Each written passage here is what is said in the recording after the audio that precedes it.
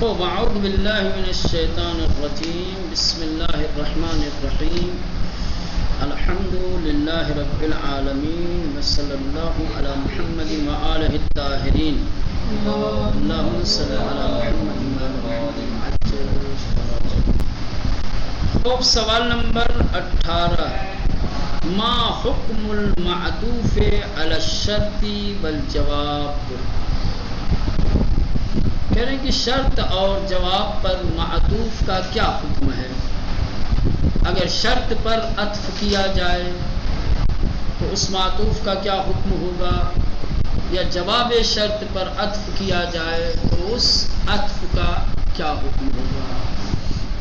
گویا معطوف کا حکم جو شرط یا جواب شرط پر عطف کیا جائے.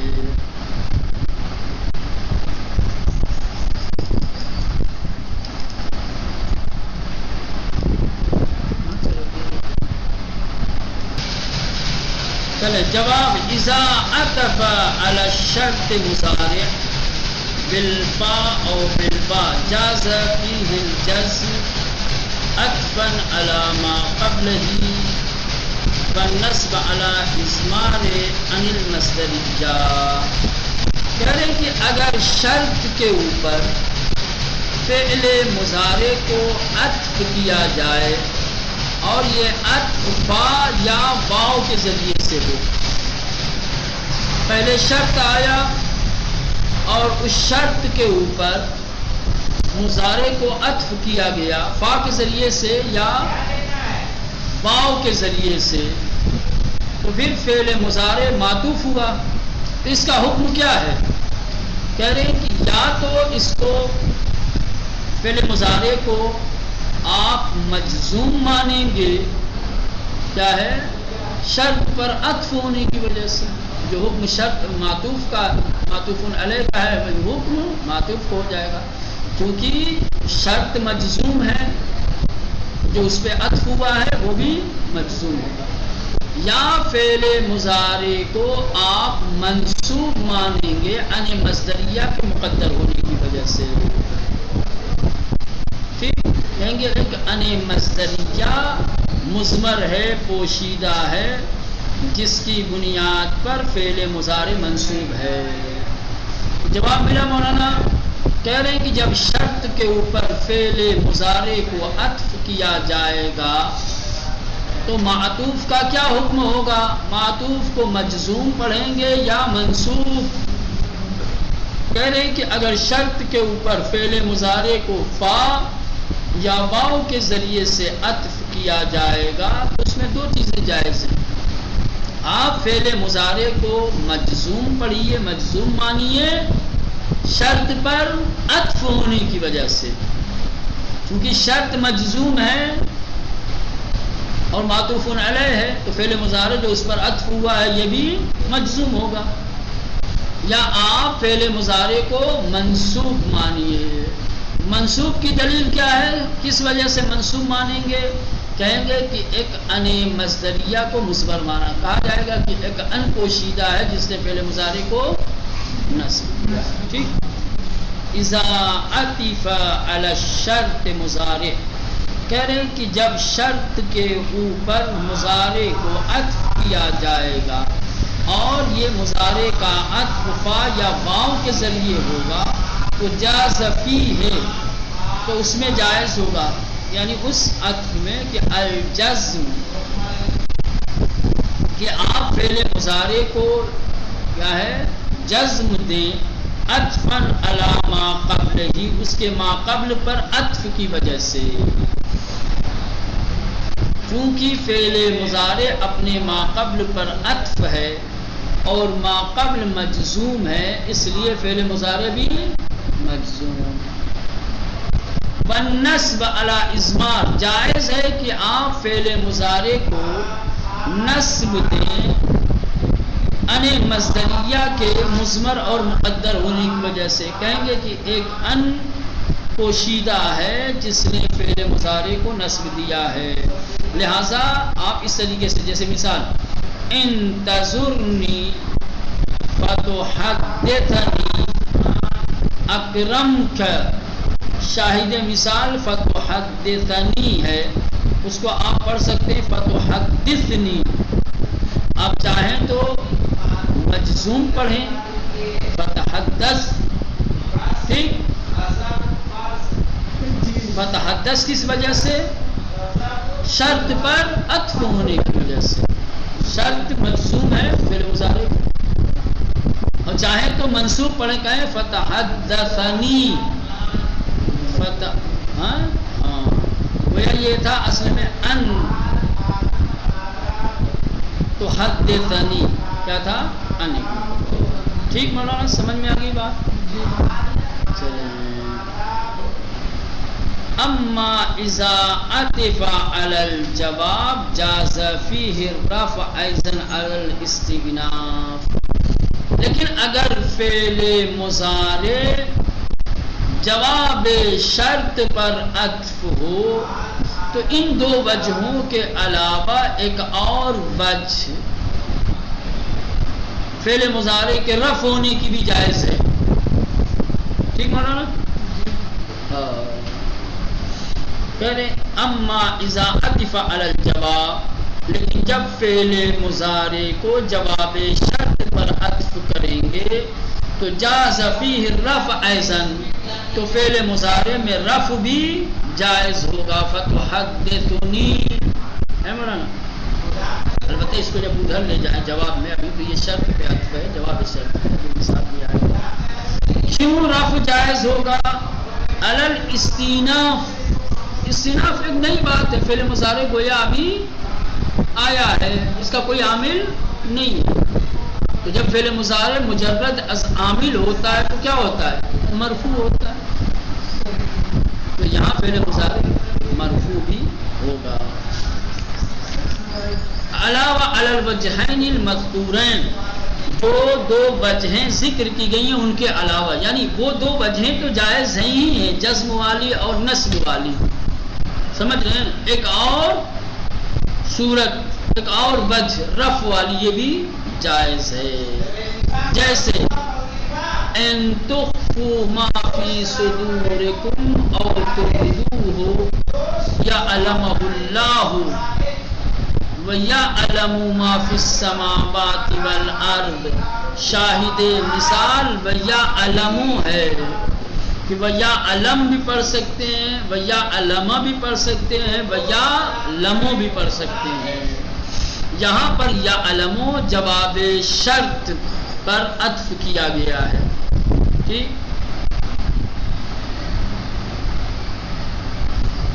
یعلم پر، یعلمہ اللہ یہ جواب شرط ہے. ان تخفوا. ٹھیک، تو یعلم فعل مضارع کو واؤ کے ذریعے سے جواب شرط پہ عطف کیا گیا ہے. تو جو دو وجہیں ذکر کی ہیں پہلی والی صورت میں کہ شرط پہ جب عطف ہو رہا تھا تو دو صورتیں، ایک جزم کی اور ایک نصب کی، ان دونوں وجہوں کے علاوہ کیا ہے؟ رفع کی صورت بھی یہاں جائز ہے. استئناف کی بنیاد پر کہیں گے کہ یہ جملہ استئنافیہ ہے. سمجھ رہے ہیں؟ اور جب جملے استئنافیہ مان لیں گے، استئناف مان لیں گے تو ہر قسم کے عوامل جزم و نصب سے خالی ہوگا. تو پھر کیا ہوگا؟ رفع کی صورت ہوگی. ٹھیک مولانا، واضح ہوا؟ چلیں اب 19واں سوال، هل يحذف شرط ان و جوابها، هل يحذف شرط ان و جوابها، کیا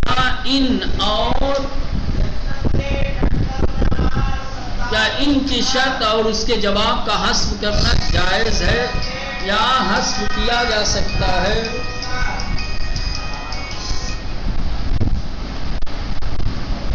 چلے تو سوال یہ ہے کہ حل یحذف شرط ان و جوابها، کیا ان کی شرط اور اس کے جواب کو حذف کیا جا سکتا ہے؟ ان جو حروف اس میں شرط میں سے ہے، تو ان کی شرط کو اور اس کے جواب کو حذف کرنا صحیح ہے، حذف کیا جا سکتا ہے. اور حذف اگر کیا جا سکتا ہے تو کس صورت میں کیا جا سکتا ہے؟ جواب کثیرا ما یحذف شرط ان و جوابها ان کان کلاہما منفیا بلا او احداہما نحو. کہہ رہے ہیں کہ اکثر مقامات پر ان کی شرط اور اس کے جواب کو حذف کر دیا جاتا ہے. ان کی شرط اور اس کے جواب کو اکثر اوقات حذف کر دیا جاتا ہے. ان کان کلاہما منفیا، جب دونوں منفی ہو، شرط بھی منفی ہو اور جواب شرط بھی منفی ہو، بلا لا کے ذریعے سے. اگر شرط ان کی شرط اور اس کا جواب لا کے ذریعے سے منفی ہے تو اکثر اوقات شرط ان اور جواب شرط ان کو کیا کیا جاتا ہے؟ حذف کر دیا جاتا ہے. اور احداہما یا ان دونوں میں سے کسی ایک کو، کبھی شرط کو حذف کر دیا جاتا ہے، کبھی جواب شرط کو. ٹھیک مولانا، جواب سمجھ میں آیا؟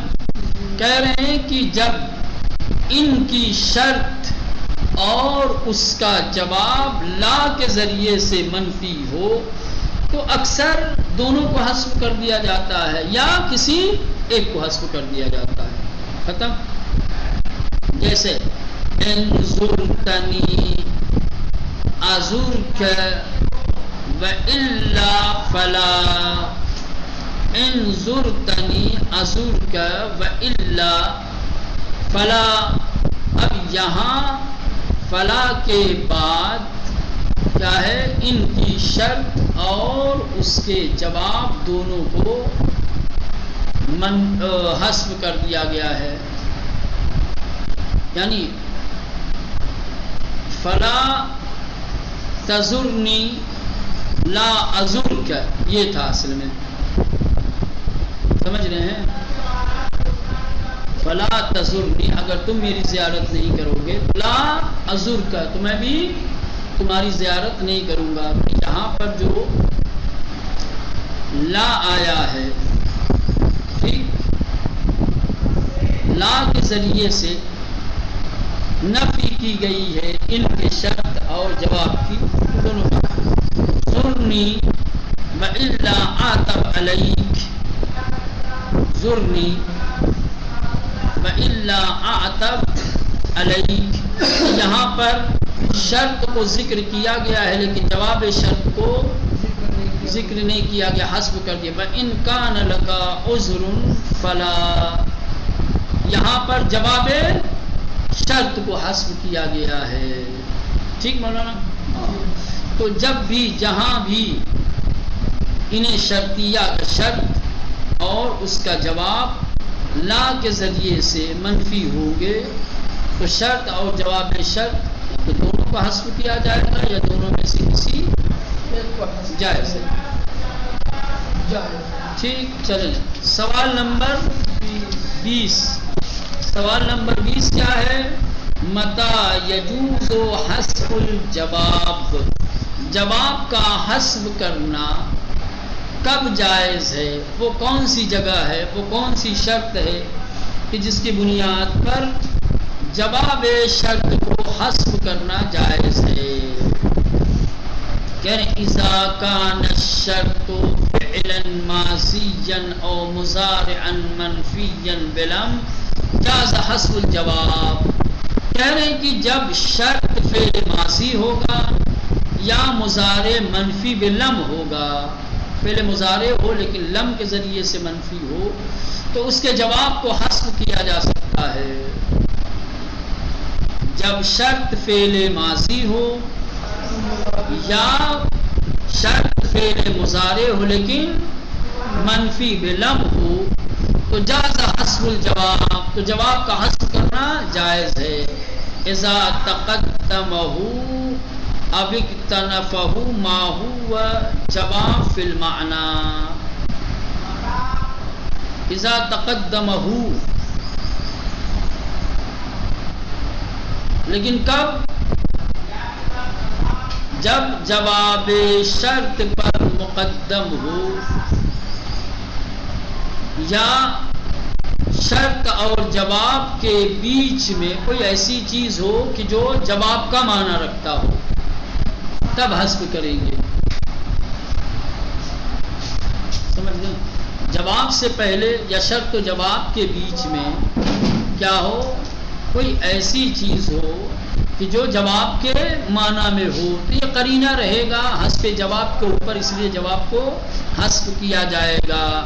لیکن اگر جواب شرط سے پہلے یا شرط و جواب کے بیچ میں کوئی ایسا جملہ نہیں ہے کہ جو جواب کا معنی رکھتا ہو، تو پھر ایسی صورت میں آپ جواب کو حذف نہیں کر سکتے، چونکہ حذف وہیں جائز ہوتا ہے جہاں حذف پہ کوئی قرینہ موجود ہو. یہ قاعدہ ہے. اگر حذف پر کوئی قرینہ نہ ہو تو وہاں پہ حذف کرنا صحیح نہیں ہوتا ہے. تو چونکہ یہاں پہ ایک ایسا جملہ ہے جو معنی جواب رکھتا ہے، تو یہ قرینہ ہے حذف کے اوپر، تو یہاں حذف کیا جا سکتا ہے. سمجھ، اسی لیے یہ شرط لگائی ہے. اذا تقدمہ او اکتنفہ ما ہوا جواب فی المعنی، کہ جب اس پر مقدم ہو یا اس کے درمیان کوئی ایسی چیز ہو کہ جو معنی جواب رکھتا ہو نہ ہو. جیسے ہوا ظالم ان فعل، ہوا ظالم ان فعل، جواب شرط کیا ہے مولانا؟ محذوف ہے. وہ ظالم، وہ ظالم ہے. ان فعل، اب یہ جو ظالمون ہے یہ قرینہ ہے، یعنی اگر اس نے وہ ظالم، وہ ظالم ہوگا ان فعل، یعنی ان فعل الظلم ہے نا، یعنی ہوا ان فعل ظالم، اگر وہ ایسا کرے گا تو ظالم ہوگا. وَإِنَّنَا إِن شَاءَ اللَّهُ لَمُهْتَدُونَ، ان شاء اللہ لمحتدون، یا لمحتدون، یعنی اگر اللہ نے چاہا تو ہم ہدایت یافتہ لوگوں میں سے ہوں گے. یعنی ان ہد اللہ، انشاءاللہ ان ہد اللہ لکننا مہتدون. سمجھ رہے ہیں؟ تو یہاں انشاءاللہ یہ اس معنی میں ہے، یہ جو جواب کا معنی رکھتا ہے. ٹھیک، چلیں اب یہ 21 نمبر کا جو سوال ہے، اس سوال کا جواب کافی طولانی ہے، وقت مختصر ہے اور جواب طویل ہے. اگر اس سوال کا جواب پڑھیں گے تو بات ادھوری رہ جائے گی، لہٰذا اس کو کل پہ ٹالتے ہیں. کل انشاءاللہ 21 نمبر کا سوال ہوگا.